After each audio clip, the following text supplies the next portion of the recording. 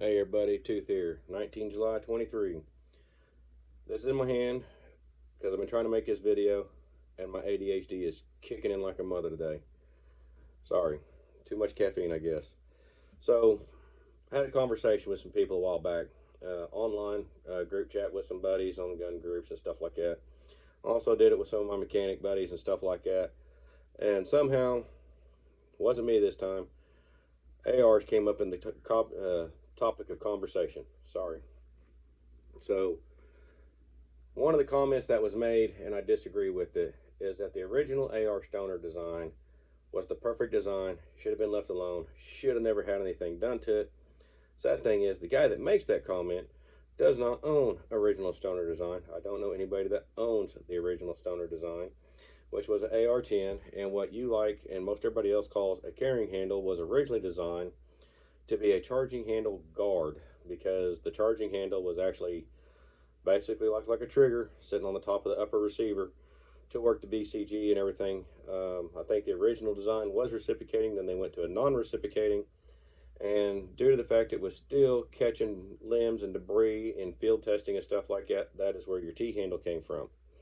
Another one of the original designs was a solid buffer in the AR-10. That lapsed, I don't know how long it lasted, but it wasn't long because they found out real quick with the delay roller, not roller, but the delay bolt system in it. They need a little more smack in the back to get that BCG to seat properly. That's why you wound up getting the ones that have the weights in there. This bit me in the butt. I didn't want to pay attention to what I put in the gun, and I think that will, having that swapped out on the AR-10 I've been building here recently, will fix that issue. So, ARs have been around for 50 years. Military's been using them for over 50. M16s all the way to the M4A2 have been getting used for 50 years. Same gun, mild changes over the 5 decades it's been in service. Barrel material, still using the 70-75 aluminum upper lower receivers. Buffer weights have changed, spring tensions have changed, stuff like that, to work with from starting out from a 20-inch barrel, working down to a 14.5 barrel, which is your current issue on your M4 rifles. All sorts of changes have been going on. Quad rails, all this other stuff. I remember when quad rails were the big deal. Everybody had to have one on their AR, and then that disappeared. And then we kind of get up to where this one is. This is an AR-10. It's a Arrow, was it ME5 or M5 build. This belongs to my son. The only thing we did different, we put a Faxon barrel in it. Other than that, like I was saying, I remember when I bought my first AR, 2008, 2009, when President Obama got elected. I don't remember M-LOK or key mod during that time frame. I know it came out shortly after that, if I'm not mistaken. Pick rails all the way down the upper, the handguard weren't a thing. Flat tops were a thing. Mine was a flat top as a DPMS when I bought it. So the flat top's been around since the A3s that the military got issued. So, but really, I mean, is it big innovation changes moving that way? Yeah, I'm going to say it is. I mean, probably not the biggest, but some of the biggest. But the past few years, really seen a lot of new changes coming out for ARs. I mean, even the military is finally starting to do it. I think it's a spear, the SIG Spear is what they've got going now. We'll just touch on our first one here that we have here. I'm going to say this. I've made this video before. I gave it to Okie Bear to put out. He's busy doing life. Where he's at right now, doing things, he's not in a bad place. He's in a very happy place. He just had a kid. To be 100% honest with you, he's eating it up, and he just ain't got time for YouTube right now. So you get stuck dealing with me. I'm not as funny as him. But anyway, so this is my second time making this video. I want to go ahead and apologize. There's a couple of guns that I had when I made this video. One of them, I don't think you can even get the parts for, or even buy the kit anymore to make it. And it was by a company called Wraith. I can't even find anything online about them anymore. But recently, over the past, I don't know, almost 10 years, I guess, side chargers have started showing up. This is a Gibbs. This is their MG4 upper, forward assist, dust cover, and you got your side charging handle. all weapons have been cleared before this video was made, just to let you know. So, one of the things I like about the side chargers is, one, if you got an optic or a rear sight that's folded down for a backup sight, you're not having to fight around it for the T-handle. You're right there. Another thing that I'm really liking it, and now that I have a suppressor on this gun, one of the things I'm really finding that I really like, back here you got a back door. What Gibbs did, they went ahead and closed it. This opens and closes to let your BCG out. One of the things it is doing that I'm noticing, and I have shot 2 different suppressors on this gun now. One was mine, which is a Hux or OSS. My box actually says OSS, but now it's Hux. Flow through suppressor. I'm liking it. Shot a buddy of mine's. I think it's a SOCOM actually. I think he actually spent the money and got a SOCOM 5.56 suppressor. But between shooting his standard charging handle and this one, and he does have, I think it's a original gas buster or an improved gas buster on there. We went ahead and tried to do mag dumps and all that other stuff. Shooting his over mine, found out I did not like his near as much as I like mine. This back door right here, it's not sealed, but it still lets a little bit of gas through there, but nowhere near as bad as his T-handle did. So, just a thought process, something to look at. Other than that, like I said, this is a Keymod one. I know that wasn't around when I bought mine. And I know Keymod's gone away to the side. I just haven't swapped it out yet. I don't know if I'm even going to. It's working. I don't plan on doing anything else with this gun, to be honest with you. Too much more anyway. So, but the side chargers, all of them have this. Shooting them suppressed. Not having to fight around the sights, scopes, anything like that. That AR-10, if it had a standard charging handle in it instead of the oversized arrow, that would be a pain in the butt to work the charging system on it, just to give y'all my 2 cents worth of thought. The Wraith system was just an upper you could buy. It was a Custer's of mine. I liked it. It was a pretty neat design. It was a gas piston gun, and wound up being the rod on the gas piston. We had to replace it. We did everything we could to find them. Finally found the telephone number on some of his old paperwork to get a hold of them, to get the rod in and get the whole, basically the gas piston rod was all one piece. Don't have a whole lot of experience with the gas piston guns, so, but we got it back, we got it fixed, we got it running. They did what they could. We asked them about pricing some other stuff. They gave us some prices. They were stupid high.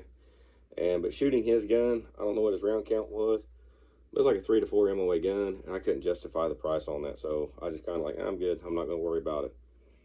One of the other ones we have is another side charger.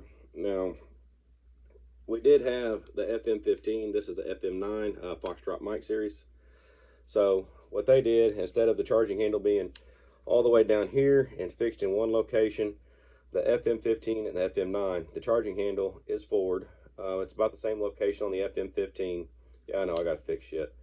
I actually broke a M-lock mount. Never done that before. But this one is held in by detents. If you do get an FM series, the FM9, I like it. More along the lines, have magazine issues is my biggest problem I have with this gun. I've only found one make of magazine for a 33 round that I actually like. I'll try some 22 rounds later on when I get some money, or I want to start messing with this gun again. Like I said, detent on this one, we were playing with it. Detent, not the best. I wound up doing a quick rack on this one, and I shot the whole charging system out of here. Now, FM did improve this design. This is one of their early guns. They don't use detent anymore. I do know they went back and they started doing set screws on here, and holds this in a lot better, works a lot better. And also they have an improved charging handle available. I think they call it their Paratroop handle. It's another $40. You buy it, they'll send it to you, and easy company to work with. You just call them up, tell them, hey, I've got this, I want this. They send it. And also part of this is plastic on this charging system right here. The Paratroop and the Upgrade series is all metal now. There's no plastic in it, so big plus to FM for catching that and fixing that before too much shit got out about it. So, but all this really is you've got a brace that comes through here that holds this, that has one rod that will push on the front of the bolt, since this is a blowback system, and then that's how you work it. It's simple as that.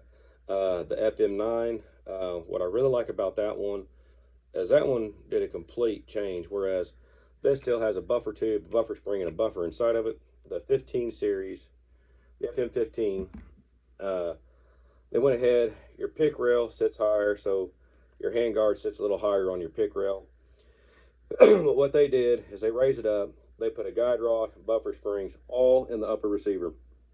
So you can fold the stock, shoot with the stock folded, all that good stuff. I did talk with some of the people over there at Foxtrot Mike. I was like, hey, your 8R9 series, have you looked at trying to do that with this? And as of right now at this time, no, they are not looking at trying to do what they did with the FM15.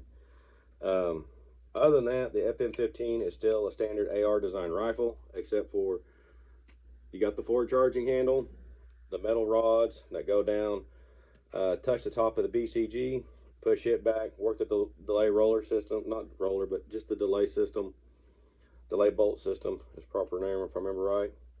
And then once again, like I said on the charging handles, this is Foxtrot Mike's take on the back where you can get your BCG and all and your bolt out.